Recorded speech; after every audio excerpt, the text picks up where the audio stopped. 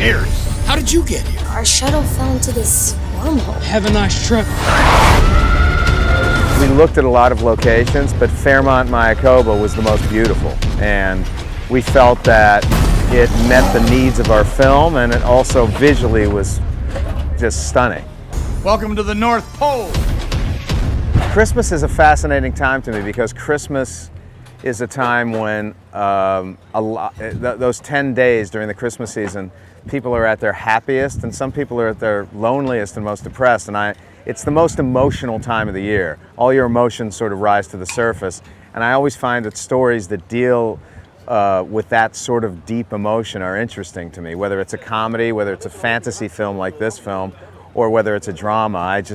I'm really sort of obsessed with setting things at Christmas time, and also from a visual perspective. You get the joy and the beauty of the Christmas lights and the Christmas trees and all the Christmas decorations. Wow, this is incredible. We have over 300,000 shops in the village. Whoa.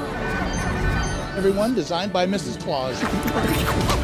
She designed this place. I think it should be called Mrs. Claus's Village. Me too. Well, I never thought of that. The first Christmas Chronicles was more of a comedy adventure, and we got a little bit of a sense of what Santa's world is like and the mythology of Santa's village and Santa's origin story. Well, Santa Claus is back in town.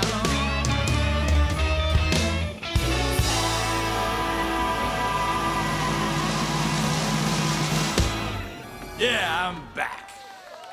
In Christmas Chronicles 2, we dig much deeper and we talk about the origins of Santa Claus, and we open up the world and we see Santa's village and where Santa lives, and Mrs. Claus, Goldie Hawn, is in the movie, so we get a sense of their relationship. So it's a much bigger canvas on a much bigger scale. What is that?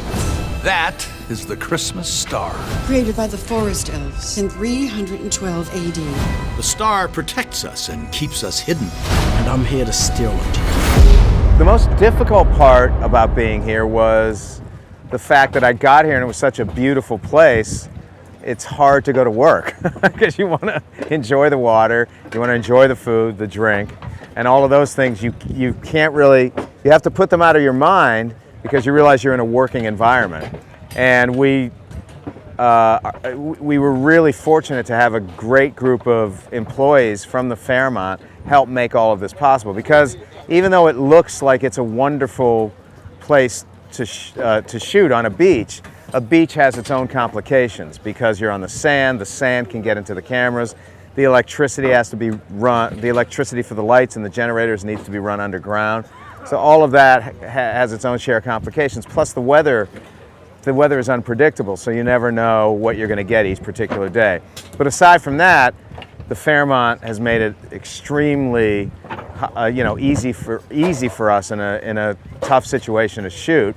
And obviously the reason we're here is because it's such an incredibly beautiful resort. And the great thing about staying here is when you finish early, you get to have a great meal at the hotel, you get to jump into the incredibly warm water. It's just one of the most beautiful locations on the planet.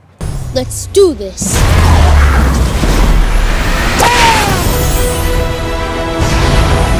We have to stop him. Hold on tight. This might get a little rough.